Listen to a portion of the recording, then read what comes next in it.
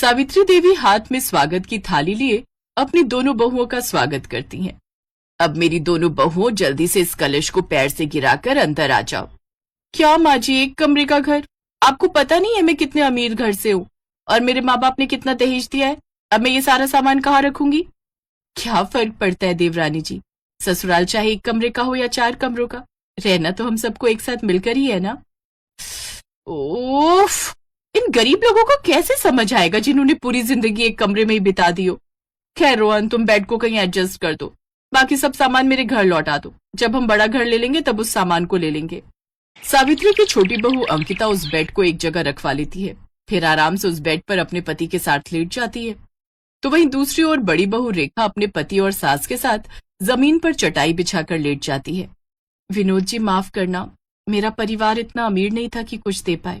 तो मैं कौन सा अमीर हूँ रेखा, और मुझे सब कुछ अपनी मेहनत से कमाना है, ना कि ससुराल वालों से कुछ लेना है। उन दोनों की बात बेड पर सो रहे अंकिता और रोहन सुन लेते हैं। अंकिता मुंह बनाते हुए कहती है, हा आए बड़े हमें सुनाने वाले। भूलो मत जेठ जी कि आप बेरोजगार हो, इसलिए बड़े होकर भी जमीन पर सो रहे हो। अरे छोटी बहू, तू क्यों गुस्सा होती है, वो तो बस ऐसे ही बोल रहा था। रहने दो माँ, मैं सब जानता हूँ भैया का क्या मतलब था। ऐसे ही कुछ दिन बीत जाते हैं। अब जहाँ देवर और देवरानी बिस्तर पर सोते, तो वहीं जेठ और जेठानी नीचे जमीन पर चटाई लगाकर सोते हैं। कुछ दिनों बाद बरसात का मौसम शुरू हो जाता है और उनकी छत टपकना शुरू हो जाती है। उफ, ये सब आखिर क्या है रौनक, तुम्हारे घर की छत टपक रही है। बहू, तुझे बताया था ना मैंने, हमारा घर बहुत पुराना है, इसलिए अक्सर बरसात में ये ऐसे ही टपकती रहती है। माँ जी, मेरी तरफ की चटाई भी गीली हो गई, ऐसे में ठीक से सो नहीं पाएंगे। बहू, तू मेरी तरफ आकर सो जा, इस तरफ सूखा है। वाह माँ जी, अपनी गरीब बहू पर बड़ा प्यार आ रहा है और अमीर बहू से इतनी नफरत, जबकि हम सब एक ही कमरे में रहते हैं, फिर भी इतनी नफरत। तुम बेड पर सोई हो इसलिए कह रही हूँ इसे छोटी बहू। ठीक है, सुनो जी, कल सुबह होते ही तुम अपनी तरफ की छत और दीवार पक्की करवा लेना। जैसे तैसे वो लोग सो जाते हैं, लेकिन अगली सुबह अंकिता अपनी तरफ की दीवार और छत ठीक करवा लेती है, साथ ही उसमें रंग भी करवा देती है। छोटी बहू, अगर तू काम करवा ही रही थी तो पूरी छत की मरम्मत करवा लेती। पैसे कोई पेड़ पर नहीं उगते, मेरा पति सारा दिन मेहनत करे और मैं उनके पैसे तुम लोगों पर बहा दूं। रहने दीजिए माँ जी, आप इसे कुछ मत बोला करो। देवरानी जी की बातों से साफ साफ पता चलता है कि इसे हम गरीबों से सख्त नफरत है।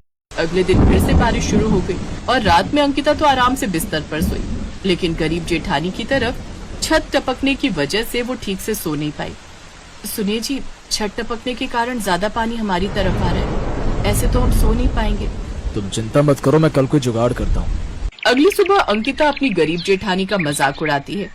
गरीब जेठानी जी, लगता है आप ज्यादा ही दुखी हैं, आंखें कैसी लाल हो रखी हैं, लगता है सारी रात सो नहीं पाई। वैसे कल रात मैं भी ठीक से सो नहीं पाई, वो क्या है ना, गर्मी ज्यादा लग रही थी। खैर कोई नहीं, मुझे तो एक फोन घुमाना है, फिर मेरे माँ बाप एक इशारे पर मेरे लिए एसी भिजवा देंगे।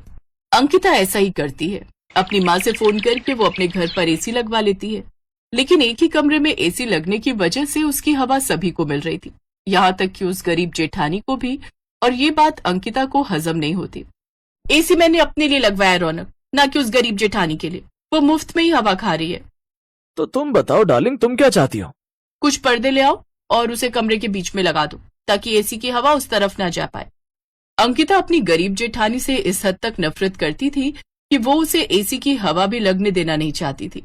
गरीब बहू सारा दिन काम करती, लेकिन फिर रात को वो गर्मी या बारिश की वजह से ठीक से सो नहीं पाती। रौनक, तुम आज ही जाकर मिस्त्री पकड़ कर ले आओ, मैं अपनी तरफ का हिस्सा ऊंचा करवा लूंगी। इस गरीब की वजह से हमें भी ये पानी की किचकिच झेलना पड़ता है और फिर बारिश का गंदा पानी मेरी तरफ जमा हो जाता है। बहू, किसी गरीब को इतना सताना भी ठीक नहीं है। आप तो चुप ही रहिए माँ जी। अच्छा रौनक, आज ना मेरा समोसे खाने का बड़ा मन कर रहा है, तुम बाहर से हम दोनों के लिए ले आओ ना। हाँ, मैं अभी ले आता हूँ। फिर शाम को तेज बारिश होती है, जिससे घर में पानी भर जाता है। उधर चूल्हा गीला होने के कारण गरीब बहू खाना नहीं बना पाती और उन तीनों को भूखा ही सोना पड़ता है। ये देख देवरानी कहती है, गरीब लोगों के साथ ऐसा ही होता है। अब बस भी कर छोटी बहू, तू अमीर है इसका मतलब ये नहीं हमारी बार बार बेइज्जती करेगी। ऐसे ही दिन बीतते हैं। एक रोज रौनक ऑफिस से घर लौट रहा था तो गड्ढे में उसका पैर फंस जाता है, जिस वजह से उसके पैर में काफी चोट आ जाती है और अब वो बिस्तर पकड़ लेता है और अब वो नौकरी पर भी नहीं जा पाता। अंकिता को पैसों की कमी होने लगती है और वो अपनी माँ को फोन करके हेल्प मांगती है। माँ देख लो, अगर कुछ हेल्प हो जाए। बेटी, मैंने तो तुझे पहले ही उस गरीब से शादी करने के लिए मना किया था, लेकिन तू ही नहीं मानी। लेकिन इन सब के बावजूद भी हमने तेरी बहुत मदद की, लेकिन अब और नहीं कर सकते। तेरे पापा को काम में बहुत बड़ा नुकसान हुआ है, जिस वजह से अब कंपनी बंद होने की कगार पर है। लेकिन माँ, इस वक्त मुझे आपकी जरूरत है, इनकी नौकरी चली गई है। माफ करना बेटी, लेकिन मैं तुम्हारी अब और हेल्प नहीं कर सकती। इतना कहकर अंकिता की माँ फोन रख देती है। तभी अंकिता का जेठ अशोक खुशी खुशी घर आता है। रेखा, माँ, बहुत बड़ी खुशखबरी है। मुझे एक अच्छी जगह नौकरी मिल गई है और तनख्वाह भी डबल है। अरे वाह, ये तो बहुत ही अच्छी बात है। जीते रहो बेटा, अब हमें किसी के आगे नहीं झुकना पड़ेगा और ना किसी की बातें सुननी पड़ेंगी। ये सुनकर अंकिता को अपनी गलती का एहसास होता है और वो उन सब से माफी मांगती है। मुझे माफ कर दीजिए, मैंने अपनी अमीरी के घमंड में आकर ना जाने आप लोगों को क्या क्या कहा, लेकिन अब मुझे मेरी गलती का एहसास हो गया है। कोई बात नहीं देवरानी जी, एक घर में 4 बर्तन रहेंगे तो खटकेंगे ही। तुम्हें अपनी गलती का एहसास हो गया, यही काफी है। और वैसे भी हम सब एक घर एक कमरे में रहते हैं, तो हमारे बीच कितनी भी दूरियां आए, लेकिन मुसीबत की घड़ी में हमारा सब परिवार एक ही है। और अपने काम नहीं आएंगे तो कौन आएगा। इस तरह पूरा परिवार एक हो जाता है और सारी मुसीबतों का सामना एक साथ करते हैं।